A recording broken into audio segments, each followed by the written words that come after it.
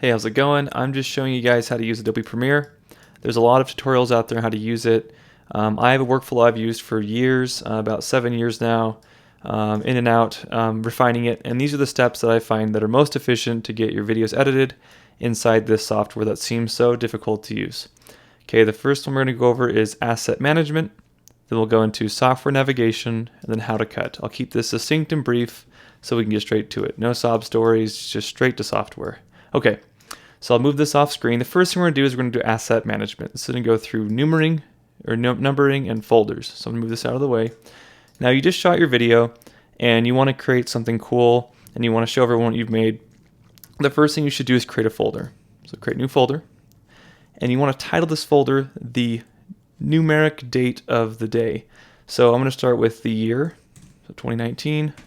I'll put down today's month, which is 7. And then the day, which is 02, and I do underscores under all of the file numbers so that they stay linked up in any file explorer. From there, you want to title your video, whatever you want to call it. I'll just do this as demo interview. Okay. Now it's important you keep this folder the same name, the life of the video. This is where everything's going to live. Do not change anything. I'll try to stay succinct and slow so you don't lose me throughout the process. So once you have your folder created, it's the year first, the month and the day, and the name of your video. Go ahead and open it up. I'm using a Mac. You can use a PC. Doesn't matter. This is known as the root folder. This is on my desktop here. And I'm going to go ahead and create a folder within this folder. I'm going to call it 01 Original Media. Okay. Now, these are the folders with numbers I was explaining in this first segment here. Numbers and folders. Now, computers, they can organize things in a vast array of different ways. You want to specify. The easiest way is always numeric. So I'm going to make my first folder, which is original media. I'm going to make a second folder, call it Premiere. And my third folder is going to be called Export. And you'll notice export. You'll notice I'm putting underscores between the numbers on these as well because it's important you keep them linked up if you need to search for something down the line. Hopefully you don't have to, but that keeps it really clean. Okay. Now within original media, this is where everything's going to live that pertains to your video. So if you've shot a video, logically you should have a camera or cameras that shot your video. The example I have today, I'm going to bring in pretending I just shot these. People generally drop all of their stuff in kind of like this. They'll take both their files or all of their camera files, just kind of drop them in to their folder, and those aren't transferring for some reason. Let's see here.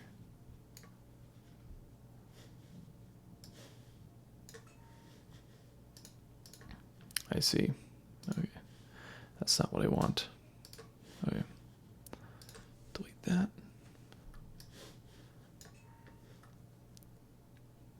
Okay, as I was saying, a lot of people, they'll have cameras they're using, and what you want to do is you want to put your assets for your camera in there. A lot of people just put them in there traditionally just by dragging and dropping all of their files from their cameras into the folder.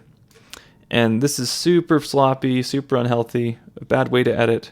You don't know which camera's what, and things are just scattered all over the place. So first of all, within the cameras folder, I'm just going to move these both out of the way real quick here. Create another folder, numerically numbered 01 because it's the first folder in this folder, and call it the camera you shot it on. And I'm calling my Lumix A. And Lumix A is this wide shot. There's me looking sassy there. I'm going to bring it in here. I'm going to drop it into Lumix A.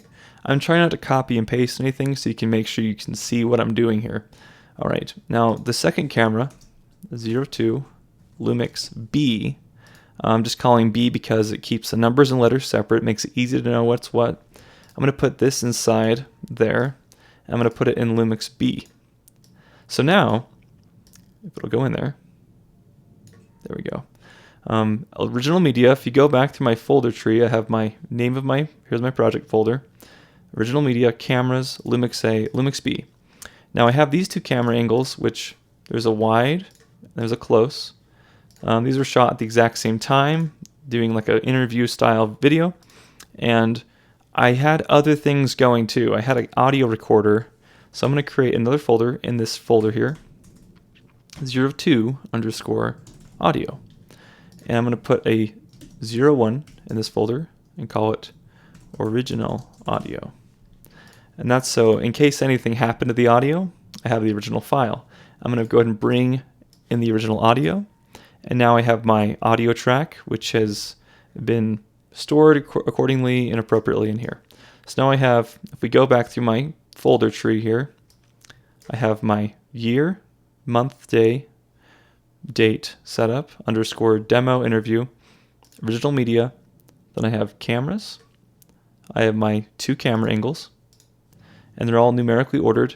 And then I have my audio here in a separate folder, and it's in the folder in the original audio. If I did any modifications, let's say I needed to do noise removal or something, I could do an audition folder, and I could do an export folder.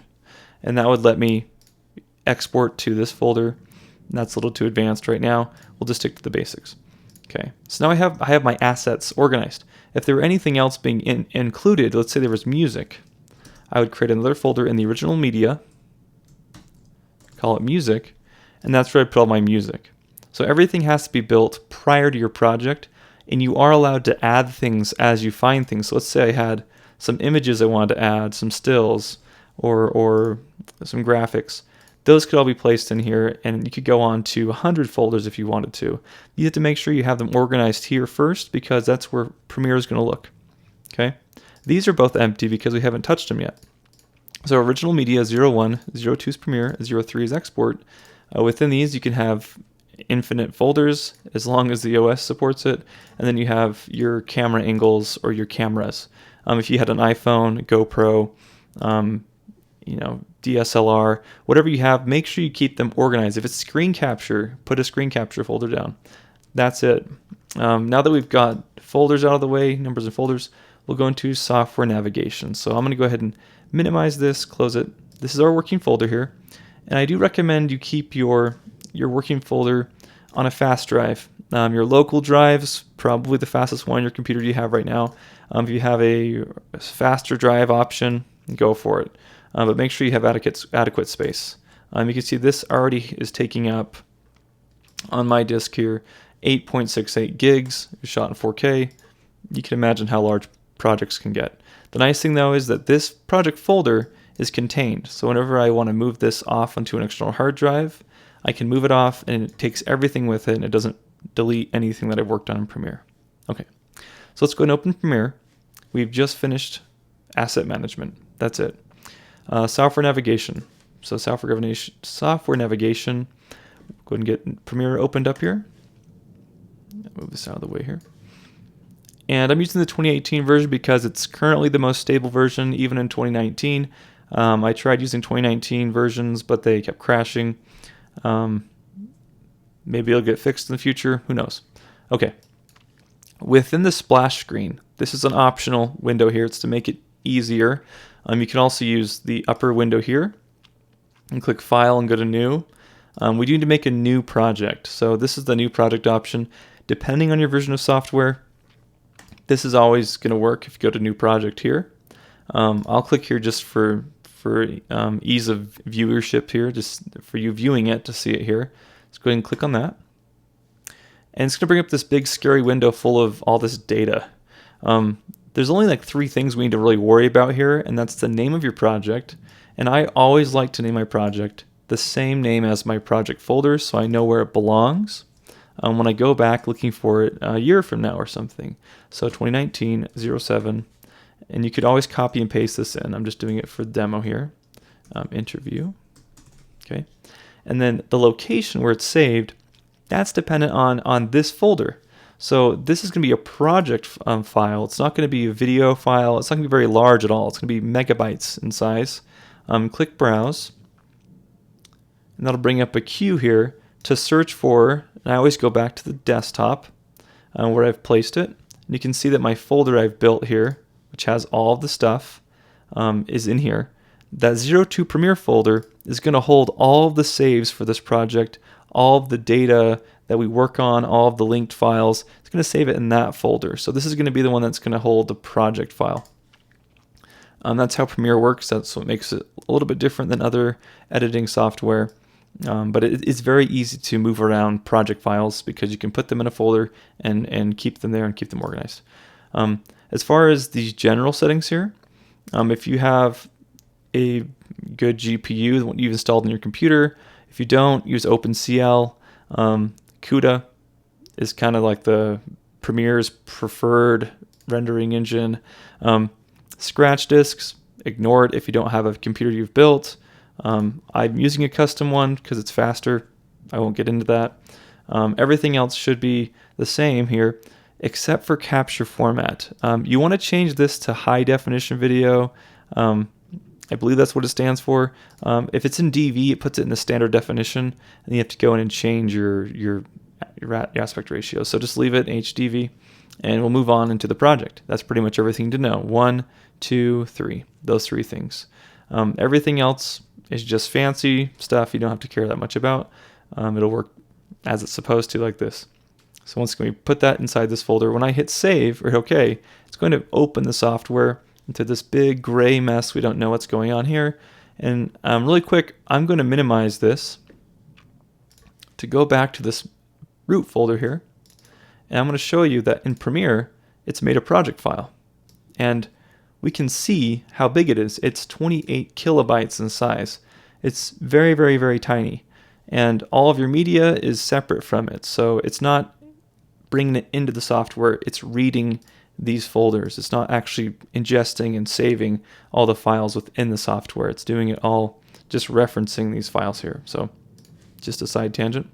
We're back in the software. Okay. Now the default way this opens up is not as intuitive as it could be, but it gives you all the options right in front of you. And really quick here, I'm going to go into this little explanation here.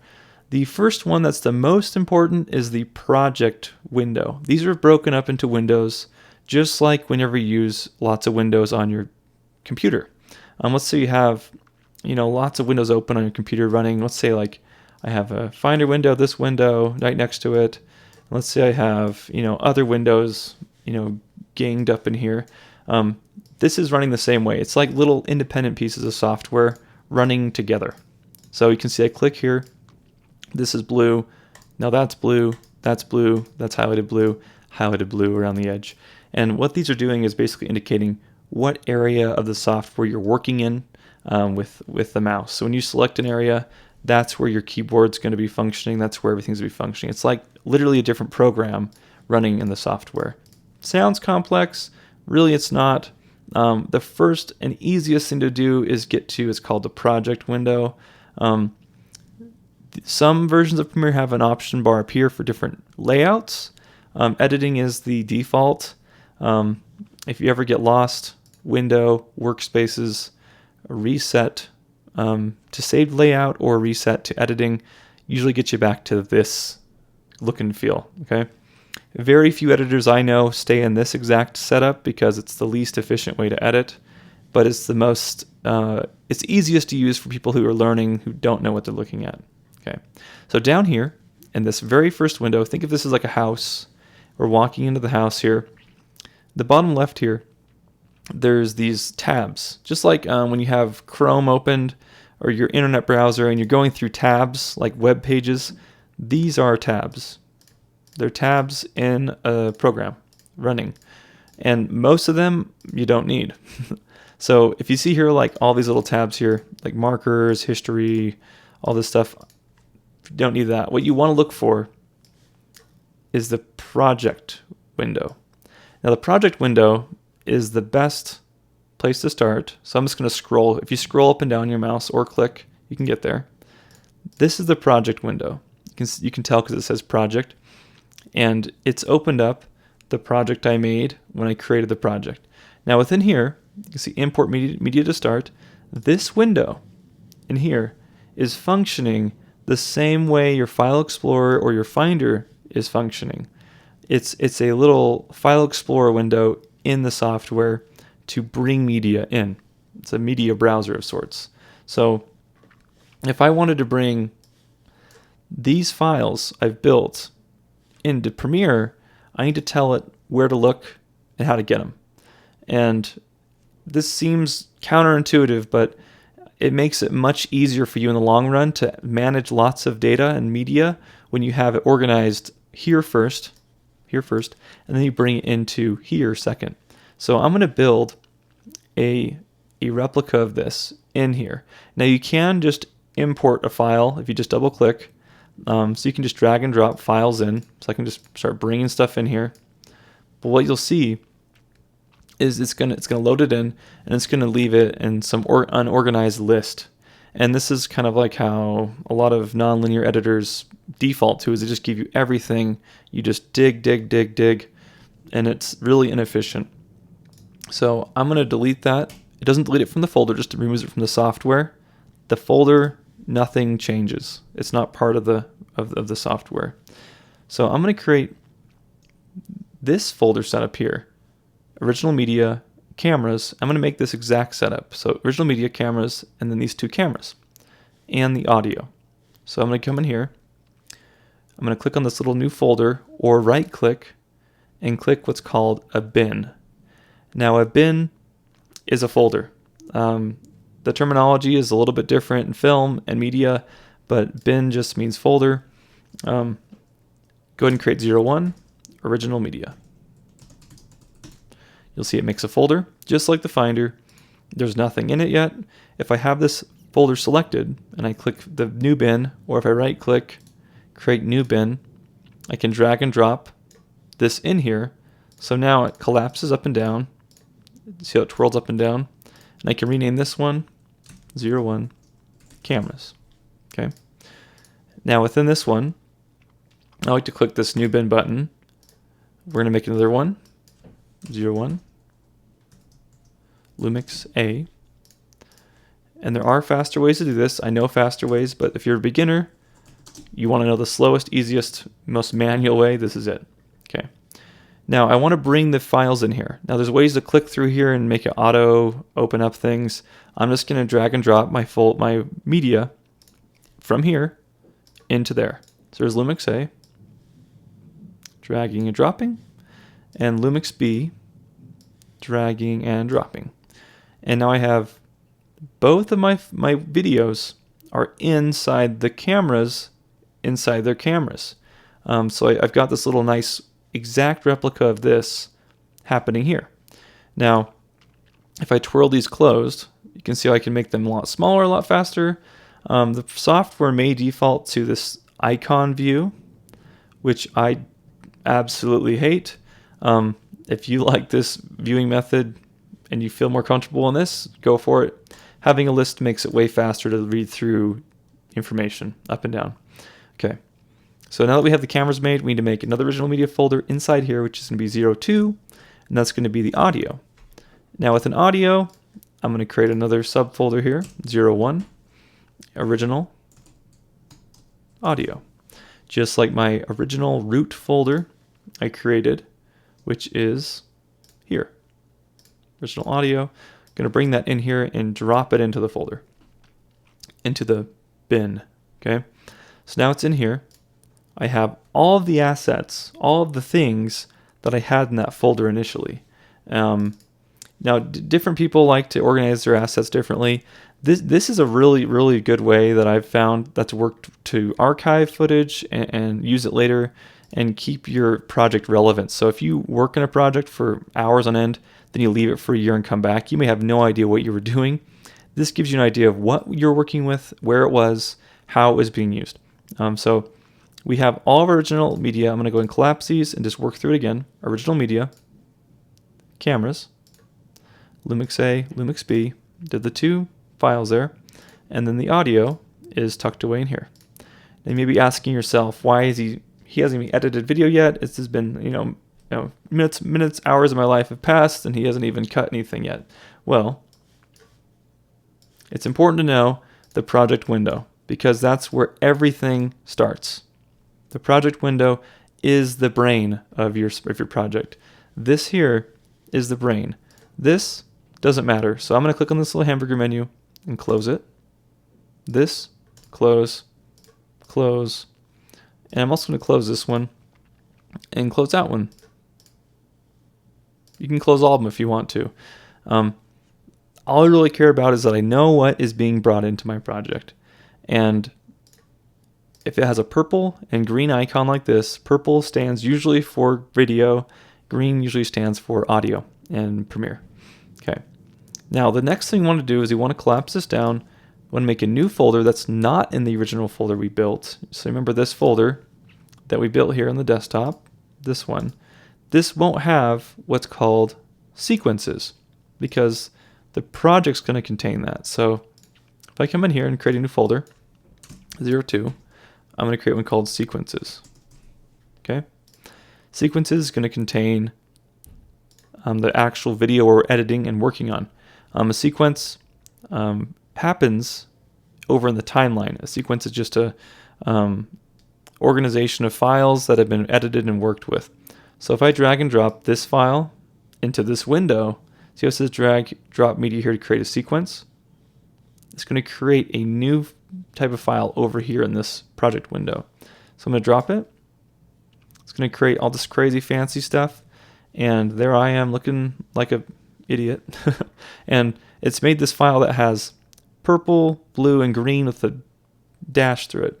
Now this means it's a sequence because it has audio and multiple assets with a little time bar, which is this, backwards and forwards, right here. So this gave me the name of the video camera as a sequence. Now what I want to do first of all is get this out of the Lumix A camera. So I'm going to drag and drop this file into sequences. So now my cameras are where they're supposed to be, and that's where it's now supposed to be.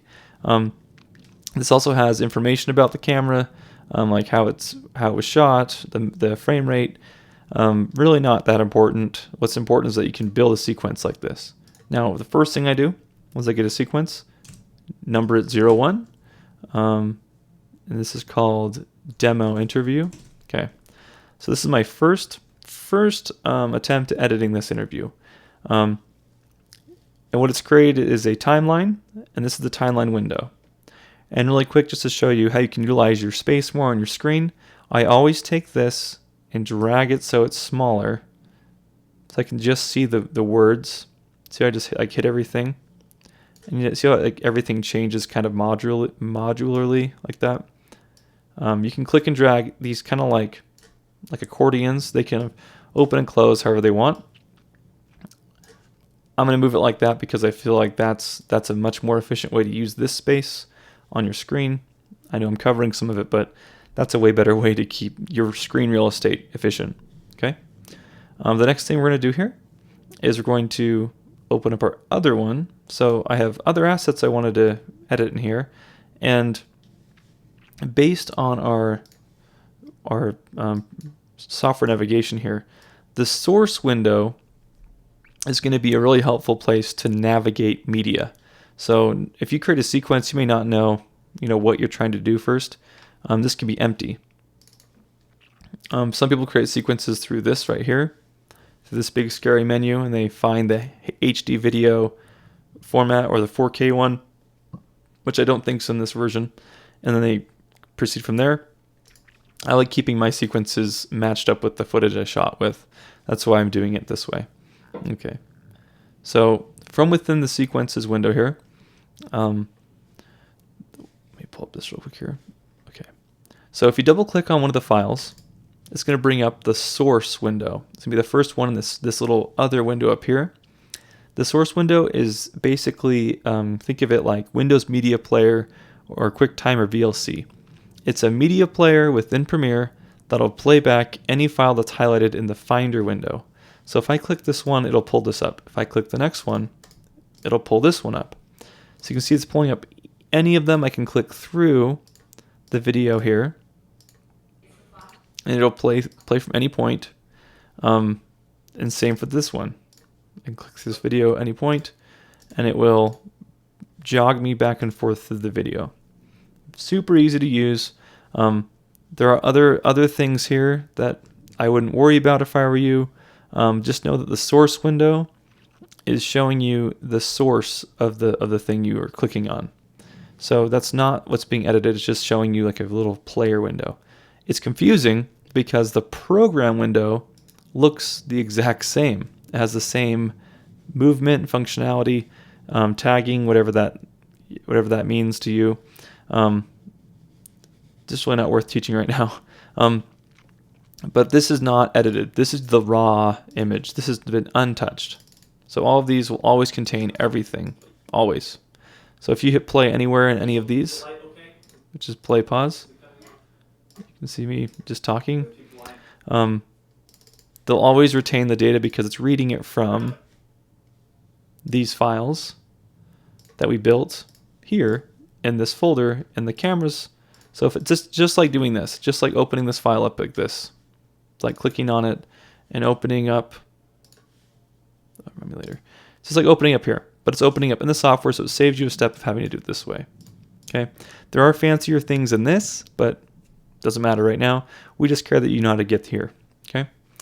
The next thing that's really nice about this area, really quick here, open up our little note. The timeline window is going to let us interact with the program window. So here's the timeline window here. This window is intertwined with this one. So the program is essentially part of this, but it's just not attached because you're cutting things here and watching them here. So if I bring this, drag and drop it into here, you can see I can move through this footage. I can go forward and backwards, and it's not touching this one because this is a different source. I could look at the same source, but when I edit over here, this is the one that's being edited. So I could, move away from that tab, do some other tab up here, and this is still the final video that the person's going to see when you click export and you're done with your beautiful project. So play. So there you can see doing dumb things. This is the timeline. Okay, now timeline navigation. So we've gotten through source window, the project window, the source window, the timeline window, and the program window, what we're currently working on right now. So this is very basic. This is literally a strip of media, just like if it were film, laid out on a table, and it goes until the file's done. There are a couple ways to zoom in and out. You can use this bar down here to zoom in and out, like that. You can see you can get really, really close. And this is the time of the video, so this is 24 seconds. And this is, 5 minutes and 52 seconds right here. There are a couple ways to navigate this faster. The first is on your keyboard, hitting plus and minus will zoom in and out. So if you hit those two keys, plus and minus, it'll zoom in and out, and that's a really fast way to move around. You can also click where the numbers are. You can get to the actual spot in the video. So I can click here, and I can zoom in. I can specify between 4 and 5 seconds, or 4 minutes, 5 minutes, wherever I am in the video, and edit things. Okay. The next thing you'll see over here on the left is there are these little numbers here and these little letters. And these say V1, V2, V3, A1, A2, A3. V stands for video, A stands for audio. These are our video tracks. So this is video track 1. This is audio track 1 right here. So you can see that if I hit play, I think it was like 4 days in. I have audio levels here on this little level meter here. And I also have video playing because it's going through this. A lot of editing software, you can see what you're editing in little thumbnails. This does have the ability to do so if you make these larger. So you can drag up and down to make these larger. Do be aware that it uses more of your graphics processing power on your computer, and it can make your computer run a little bit slower if you don't have a good GPU. So be aware of that. I generally keep it as small as possible because I can see what's happening here. And this is obviously bigger and better, and it shows you what you're doing more. With multiple clips, sometimes having it bigger helps you see what else is in the timeline. The audio tracks, generally speaking, are easier to see the larger they are, because you can just drag these out and make them bigger. There are shortcuts to make these larger and smaller by scrolling, by holding Option or Alt. Most of the time, you're gonna be, if you're doing an interview, I'm hoping you're using an external microphone. So this is called scratch audio. It's from the camera. Don't use it as your main audio source. If you are, at least you're learning. Okay. So now we're going to do something fancy here. We're gonna remove some of this stuff. So I'm gonna zoom in here on this timeline. You can see me clapping. Okay. I don't want that in the video. So this is the most important part to any editing software, is cutting and removing things. That's what the whole point of editing is cutting media down. In Premiere, the keyboard shortcut is Command or Control and K as in kite. What that does is it splits the clip, so now it has two parts. So I'm going to undo that with Command or Control Z. I'm going to do it again. So you select the clip. It's the video track, which is linked to the audio, Command or Control K as in kite. And now it's split the clip. Now I can click on this one and I can hit backspace or delete, and it'll remove that. It doesn't remove it from existence, it just removes it from the timeline. Let's say actually I want the claps back. Well, if you hover your mouse over the track, the video track, you can click and drag. It'll restore all of the data that was there before without deleting any of it. This is what's known as a non-linear editor. It's not destroying any of your footage. It's just re-referencing what was already there. So Premiere is very efficient at keeping things retained, keeping data retained. So once again, I can cut with Command or Control K. I can, let's say I just want the claps removed. I can click over here. I can cut again with Command or Control K. Then I can delete just that. And oh, now I have this big hole in my video. Well, Premiere treats anything in the timeline as footage. So if it's playing and it goes to a blank spot, it treats that as black video. It'll keep playing as if it were actually timed, and it'll go to the next part of the video. Now if you want to bump up like you see in YouTube videos where they're talking and it jump cuts a bunch, you can click here, that black area, and it treats it as an asset. You can delete it by hitting backspace, which is on your keyboard, and that makes it butt up against the other one. There are faster ways to edit and cut, like a ripple edit, things like that, but for your sanity, this is basically the way. Don't sit here and drag your footage down and drag it back. Just click the blank space and delete it.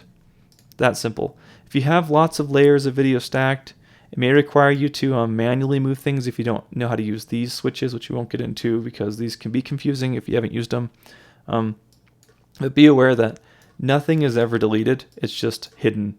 So if I wanted to undo that, drag this back, it's as if nothing had happened, and I can delete that extra space at the beginning, and now we're back at 0. A couple easy, quick things to know about the keyboard. J, K, and L operate as what's called scrubbing keys. If I hit L, it'll go forwards.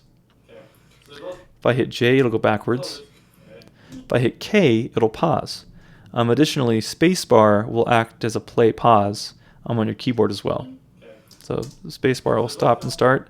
You can also use these actual little switches here to play and pause, or you can just drag through until you find what you want to cut. So J, K, and L are kind of the best ways to navigate your footage. Now once again, let's cut out this clap area. I'm going to go here, Command K, or Control K, whichever, Control K. But let's say I don't want to delete it. Let's say I want to zoom in on me clapping here. Like, oh, I want to show like that really close face thing going on. Well, there's these tabs up here. There's source, effects, audio. The source window is basically useless once you're editing. So I only use the source window to find files I want to work with, and then use different techniques to get them in there, like in and out points. Not for this tutorial, but just to get you started. The effects controls is a big scary list of stuff. Very non-intuitive, very abrasive. But what it lets you do is it lets you control very finite things about the video. So right here, this video is at 100% scale because I've made the sequence it's in, which is this sequence, the same size as the video, which is this. So right now it's at 100%, so scale is 100. Now let's say I zoom in by 200% here. If I drag this, if I put my mouse over here and click and drag left and right, it'll zoom in and out. So I can make it really small. So you can see if I make it 10%, it's 10%. This black area is the full video, and the 10% is how it will export. So when you see people posting things on social media that have this terrible letterbox thing, they're probably doing this or something like this in Premiere to put the words around it. Additionally, if you have someone punch into someone's face, it's going to go to the center of the frame, and that's where the position comes into play. So you've probably heard 1920, 1080. That's the center point of this video for the framing. So I put this back at 100. I can reset these reset buttons. I'm going to bring this into 200%. So I'm going to type 200 in. And I want my face to be in the center. So I'm going to click here and drag horizontally, and then click here and drag vertically. And I want to get even closer, so I'm going to keep zooming in. Drag. And you can see that this is very easy to do. There are ways to do. You can click in here and drag in here. I would not recommend this because this is a very sloppy way to edit. Do it from over here. You can get very fine adjustments by moving your mouse very subtly. A lot less fatigue on your hand. I'm using these controls over here. Effect controls is where I leave this for 90% of my editing to keep things efficient and fast. Now that I'm zoomed in, if I go back to the timeline here, if I click on this clip, you can see it's at 100%. This clip is at 324, and this one's back at 100%. You can see in the timeline, it's going to go from 4, 6 to 8 seconds, and it's going to punch in on this one. So it's going to have that punch in effect. So here we go. I'm going to give us a clap. Like how I blinked in every clap. So that's how that effect's achieved. You've seen it done. Lots of big YouTubers use this for, memifying themselves or whatever.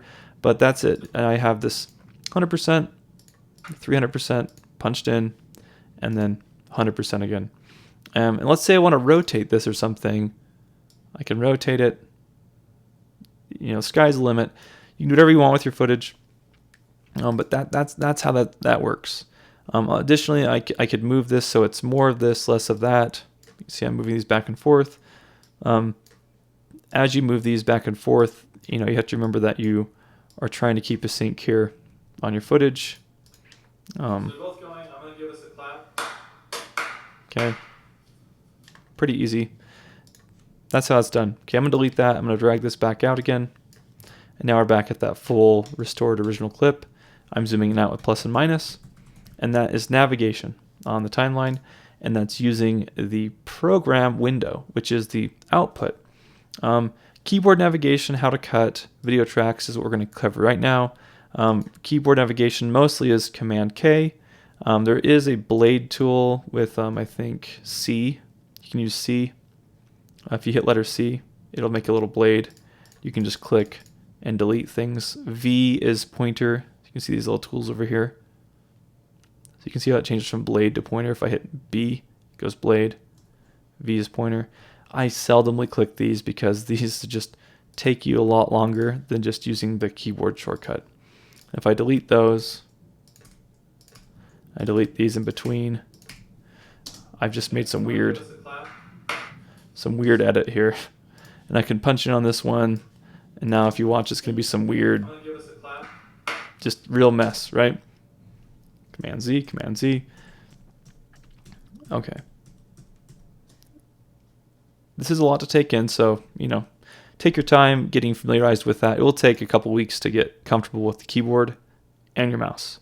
Now, the video track, synchronization, that sort of thing, this is popular if you're doing interviews. This is what I've found is the most efficient way to use your PC or your Mac, whatever you're using, to make really efficient use of the timeline and use it in a way that's helping you and not hurting you.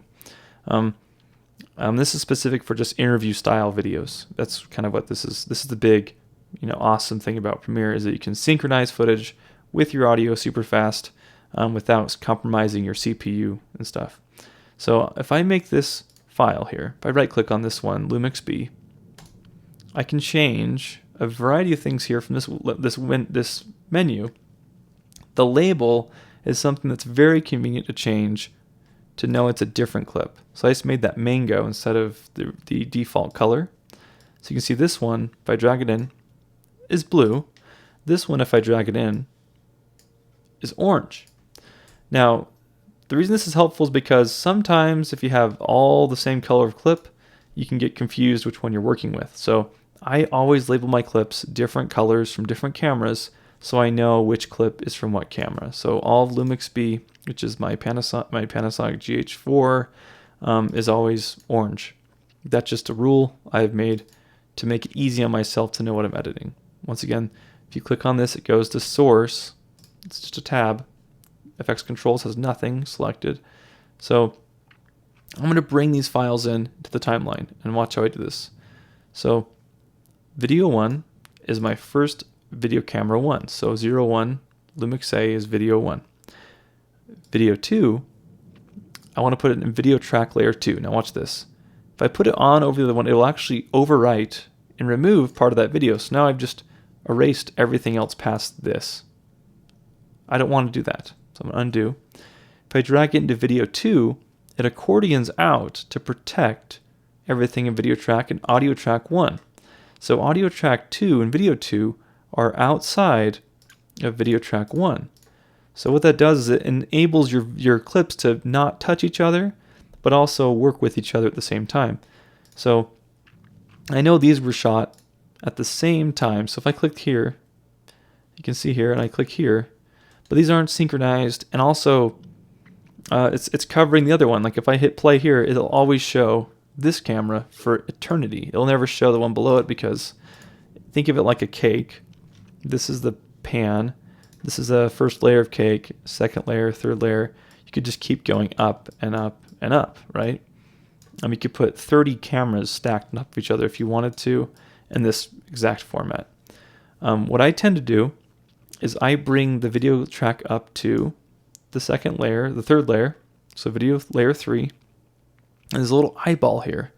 And what this will do is it'll actually turn off the track like a light switch. And anytime I want to reveal the track, I can cut. So I'm going to zoom in here. I can cut just the white selected one with Command or Control K. Then I can drag down this clip into the viewable layer, have it play for as long as I want, cut it again, Command or Control K, drag it back up, and you'll see there's a little magnet here. That means it's snapping, means it stays on the cuts. Now it'll go A. It's not synchronized. I'm just showing that it changes angles here. And it'll go back to A. Okay. So that's very, very efficient, very nice to use. But one problem here, before you cut anything, nothing's synchronized. You can see that I have these claps here and here, but they're not lined up. Now, you would intuitively want to go, oh, I'm just going to drag this over and tell us at the same time. And that's the slowest way to do this. The best way to do it is to go to your audio track, bring into audio and an open audio track. So this one's free. Click the S for solo on the track you've just brought in. So you can see it better here. And let me bring this up a little bit. There we go. Okay. So right here, I'm gonna highlight this, all of these. So they're all white. So you can click and drag it anywhere outside of the clips. It'll make a little selection box just like on your desktop. Highlight them all, right click on one of the clips, and click synchronize. Now it'll probably start with one of these options here, up here.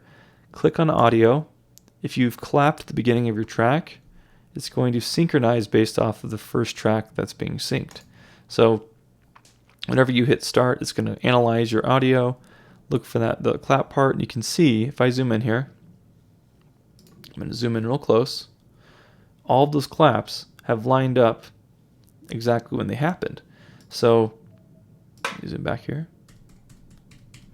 You can see that my camera and my audio obviously runs longer than these because I had more clips after that. If I want to move to the very first clip here, I can hit up and down on my arrow keys on my keyboard.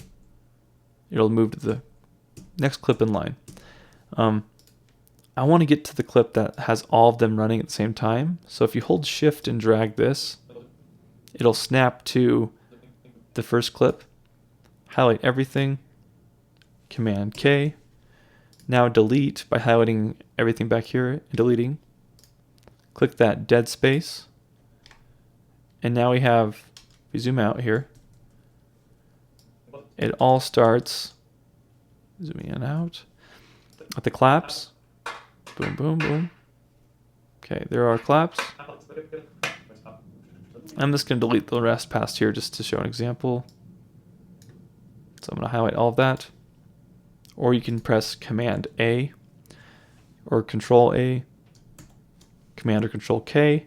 I'm going to delete the rest of that interview. I just care about the claps for some reason. Okay. And if I deview this layer, now I have the original layer showing here. So if I hit play from the beginning, there's 0, 0, 0, 0, 0 here. Play. Is it both blinking? Both blinking. So I'm gonna give us the clock. And let's change. Let's have it go from close to my face to this. So I'm going to cut here on this one. Hide that one by covering it with this one. Then have the clap show my hands. And then I'm going to go back to my face again. Okay. Now I have a little miniature video here and it's done. And I'm going to delete all of this up here by cutting that, deleting that. Once again, I'm showing the most basic way to do this. Hit play by spacebar. So they're both going. I'm going to give us a clap. It's probably super loud, but I'm still freaked out. There we go. So that's pretty much how you use Adobe Premiere. There are a lot of other ways to use it that are more efficient, but this is how you cut things in Premiere. Is you select what you want to cut, Command or Control K, delete what you don't want, restore what you want to keep, highlight everything in this case. That was after that. Drag it back out. You can restore everything. It never gets erased. And this file over here, everything is super organized and clean. So if we were to go from start to finish here, to recap what we did, numbers and folders. So we have our desktop here. This is the folder we built, demo interview with the date. Here's original media, here's our cameras. Here are our cameras that we're editing right there. You can see both of them, both angles. And then our audio, which is right here from the interview. And then we have other options here. The third folder here from that original folder we built is the export folder. So let's say we're done with this file. Like this is all we want. You can go to File, you can go to Export, Media, and I use Control or Command M for this. This is a scary window as well. Very, very intense. All you need to know is the output name. So this blue link, click on it, and make sure it goes into that folder you built, into the export, and give it a name. I always start at 01, and anytime you make a new version, make it 02, 03, 04. Just keep changing the number. Go ahead and hit save there in the export folder. There's a lot of fancy settings in here to make it look better and whatnot. If you're starting out, it doesn't matter. You can leave everything exactly as it is. This isn't the best practice, but it's the easiest way to going about it. And this will show you everything that's being exported from the timeline. So if you have any concerns that it's not capturing everything, this is 14 seconds right here. I'll get back to that window. 14 seconds of video shouldn't take very long to export. I'm guessing it should take, with a couple of seconds. So let's go here, export, export. And it's going to encode and export. It takes 1 minute. Make it shorter. Let's make it half the length. Let that cut, delete. let's export a shorter clip. How about that? Export, save. That'll take 18 seconds apparently. And the length of your video is gonna vary. The export times, also the type of quality you're using, like the bit rate, that sort of thing. You'll find tons of videos explaining what's best. What's best is honestly what looks the best on your computer and on your phone. If I go to my original folder and I go to export, this is the video we just made. If I hit play on this, just spacebar to preview it.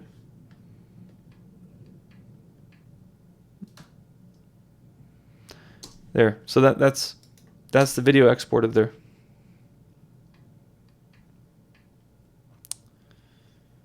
Yeah, I got my weird tick going there, and that's pretty much it. So Adobe Premiere is not hard to use.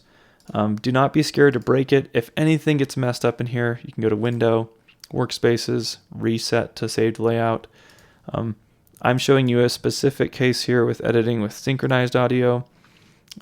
If you had a different use case like creative or travel, something like that, you can get a little more liberal with your timeline use. It's not as strict, but that is everything in a nutshell. If you have any questions, feel free to let me know. I try to keep this as quick and succinct as possible. It's hard, there's a lot of stuff, but asset management's the most important. Software navigation is more important than editing itself. And editing is simple. It's just cutting and deleting stuff. And that's pretty much all it is. The tools and all the fancy flair, don't worry about it. You'll find you'll need it when you need it. If you have any questions, once again, reach out and I'll try to do my best to help. But this has been a Adobe Premiere 2018 how to edit tutorial. Just quick run and gun. All right. And have a good day. Thanks.